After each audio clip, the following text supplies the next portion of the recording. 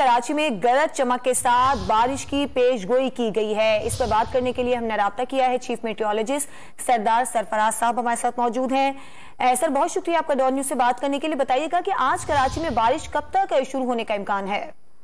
शाम में चांसेस हैं, इसलिए कि जो लो प्रेशर एरिया अभी तक हमारे एरिया के अराउंड मौजूद है, नीचे समंदर में कराची के जनूब मशरक पे है और एडजॉइनिंग जो इंडिया का रन ऑफ कच्छ का इलाका है वहां पर, और उसकी एक्सटेंशन ऊपर तक आ रही है साउथ ईस्ट सिंध तक, यानी ठट्ठा वट्ठा की साइड तक।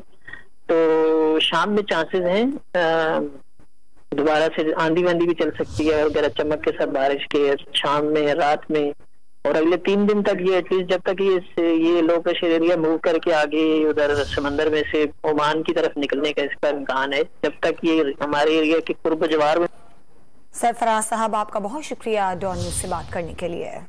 कराची में गरज चमक के साथ बारिश की पेशगोई की गई है। इस पर बात करने के लिए हमने राब्ता किया है। चीफ मेट्रोलॉजिस्ट सरदार सरफराज साहब हमारे साथ मौजूद हैं। सर, बहुत शुक्रिया आपका डॉन न्यूज से बात करने के लिए। बताइएगा कि आज कराची में बारिश कब तक शुरू होने का इम्कान है? शाम में चांसेस हैं, इसलिए कि जो लो प्रेशर एरिया अभी तक हमारे एरिया के अराउंड मौजूद है, नीचे समंदर में कराची के जनूब मशरक पे है और एडजॉइनिंग जो इंडिया का रन ऑफ कच्छ का इलाका है वहां पर, और उसकी एक्सटेंशन ऊपर तक आ रही है साउथ ईस्ट सिंध तक, यानी ठट्ठा वट्ठा की साइड तक।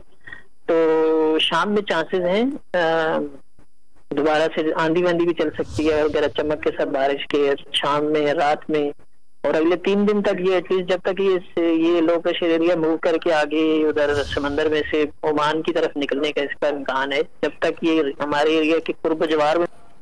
सरफराज साहब, आपका बहुत शुक्रिया डॉन न्यूज से बात करने के लिए।